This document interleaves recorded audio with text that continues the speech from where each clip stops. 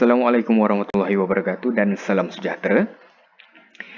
Sekarang kita nak tengok subtopik yang ketiga dalam tajuk nisbah trigonometri, iaitu membuat dan menentusalahkan konjektor tentang kesan perubahan saiz sudut terhadap nilai sinus, kosinus dan juga tangent. Okey, secara kasarnya kita nak tengok macam mana perubahan saiz sudut boleh memberikan kesan kepada nilai sinus, kosinus dan juga tangent. Okey. Sekarang kita ada satu gambar rajah yang ada empat, yang ada empat segitiga bersudut tegak yang berbeza saiz dan juga sudut.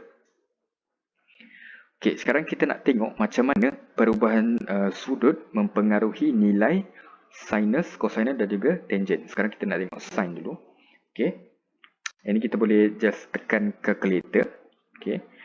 Sin 10 ataupun sin 10 kita akan dapat, daripada kalkulator kita akan dapat 0.1785. Sin 20 kita akan dapat 0.3420. Sin 30 kita akan dapat 0.5000. Sin 40 kita akan dapat 0.6428. Sin 50 kita akan dapat 0.7660. Sin 60 kita akan dapat 0.8660. Sin 70 kita akan dapat 0.9397. Dan sin 80 kita akan dapat 0.9804. Kalau semua dapat tengok, nombornya adalah semakin menaik. Tapi dia tak mencapai 1. Nombornya makin menaik tapi dia tidak mencapai 1 lagi. Jadi macam mana kalau kita tulis sin 90, kita akan dapat nilainya adalah 1. Selanjutnya kita tengok cos pula. Cos 10 adalah 0.9804. Cos 20 adalah 0.9397. Cos 30 adalah 0.8660. Cos 40 0.7660. Cos 50 0.6428. Cos 60 0.5000. Cos 70 0.3420 dan cos 80 kita akan dapat 0.1765. Kalau kita tengok nombor kat sini, nombornya semakin menurun, menghampiri kosong. Kalau kita tengok, kalau kita bandingkan dengan sin tadi, nombornya adalah terbalik. Maksudnya daripada cos 10 ke cos 80, nombornya menurun.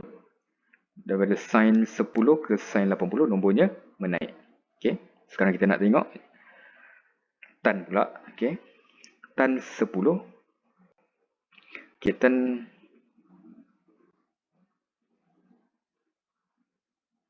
Tan 10 kita akan dapat 0.1800. Tan 20 kita akan dapat 0.3640. Tan 30 kita akan dapat 0.5774. Tan 40 kita akan dapat 0.8391.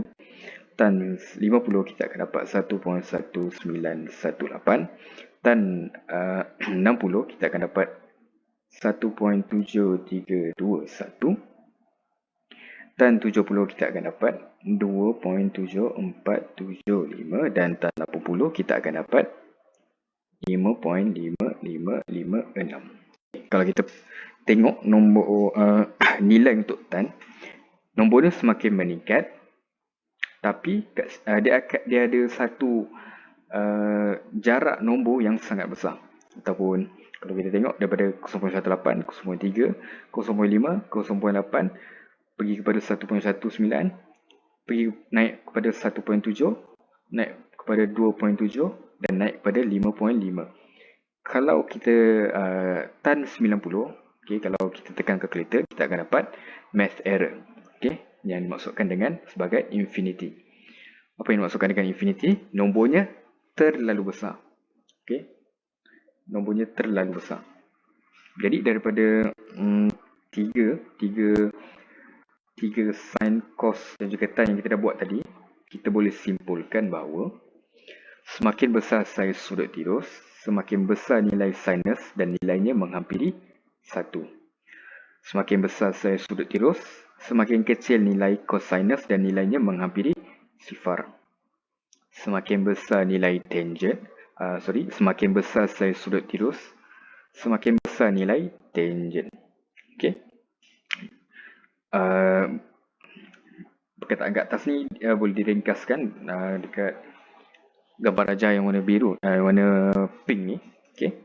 Sin kosong sama dengan kosong, sin 90 sama dengan 1.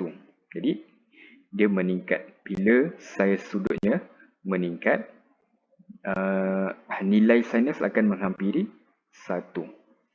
Cos kosong sama dengan 1, cos 90 sama dengan kosong. Okay, maksudnya bila saiz sudutnya semakin besar, nilai cos akan menghampiri kosong ataupun sifar. Okay, tan kosong sama dengan kosong, tan 90 sama dengan infinity. Maksudnya semakin besar nilai sudut, semakin besar nilai tangent. Maksudnya dia punya nilai tu tak terhingga, kita tak tahu berapa. Okay, dia terlalu besar. Okay, sekarang kita akan tengok satu contoh. Okay. Rajah menunjukkan dua segitiga bersudut tegak. Tentukan sama ada semua nisbah trigonometri bagi sudut X dan sudut Y bernilai sama atau tidak.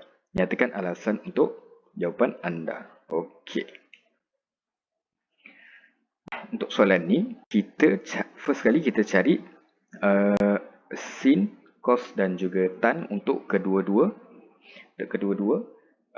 segitiga ni. Okay, kita ada segitiga yang besar dan juga yang kecil. Okay, saya labelkan A dan juga yang kecil ni saya labelkan dengan B. Okay, jadi first kali kita cari sin untuk X. Sin X, kita ingat balik, sin saya takut hantu tentang bahagi dengan hipotenus. Jadi 3/5. Okay, seterusnya adalah cos X. Cos adalah kalau saya hantu sebelah bahagi dengan hipotenus. Jadi 4/5. Tan X pula. Tan X adalah tak takutlah saya tentang bahagi sebelah. Tentang kita adalah 3, sebelah kita adalah 4. Jadi 3/4. Itu adalah untuk nisbah untuk sin, cos dan juga tan untuk segitiga yang besar ni. Segitiga A. Okay, kita cari pula segitiga untuk segitiga yang kecil, yang B, segitiga B. Sin adalah saya takut hantu tentang bahagi hipotenus. 1/5 bahagi dengan 2/5. Okay, kita boleh simplify atau kita permudahkan. Kita akan dapat 3/5. Okay, untuk cos Y. Okay, cos Y adalah kalau saya hantu sebelah bahagi dengan hipotenus. 2 bahagi 2.5. Okay. Dan kita permudahkan, kita akan dapat 4/5. Seterusnya adalah tan Y. Okay. Tan Y tentang bahagi sebelah. Tentang bahagi sebelah, tentang kita adalah 1.5 bahagi dengan 2. Okay, kita permudahkan, kita akan dapat 3/4. Okay, jadi kalau tengok kedua-dua ni, okay, nilai nisbahnya sama. Sin X 3/5, sin Y 3/5. Cos X 4/5, cos Y 4/5. Tan X 3/4, tan Y 3/4. Nisbahnya sama, tapi sudutnya tak sama. Ataupun saiz segitiga ni tak sama. Tak sama kan? Yang A segitiga A lebih besar daripada segitiga B. Okay, kenapa dia punya nisbah trigonometri tu boleh sama? Sebab dia berkurang panjang sisi untuk kedua-dua segitiga ni berkurang secara berkadaran. Okey, kalau kita tengok kat sini 5, sini 5, sini 2.5. Maksudnya dia kurang sebanyak 2.5. Maksudnya dia bahagi 2. Okey, 5 bahagi 2 dapat 2.5. Okey, 4 bahagi 2 kita akan dapat 2. 3 bahagi 2 kita akan dapat 1.5. Maksudnya kat sini kalau satu segitiga tu dia besar ataupun dia membesar berkadaran, secara berkadaran, maksudnya mungkin kalau dia membesar, contoh dia darab 2. Okey, contoh kita ada satu lagi segitiga. Okey, contoh. Okey. Kat sini dia punya panjang hipotenus adalah 10 cm. Okey, ini Z. 10 cm. Yang ini adalah 6 cm. Dan yang bawah sebelah adalah 8 cm. Dia punya nisbah trigonometri masih lagi sama. Kita akan dapat sin Z 3/5, cos Z 4/5 dan Z 3/4. Sebab dia meningkat secara berkedaran, iaitu 2 kali ganda, darab 2. Okay? Jadi, contohlah apa yang dimaksudkan dengan perubahan saiz terhadap sinus, cosinus dan juga tangent.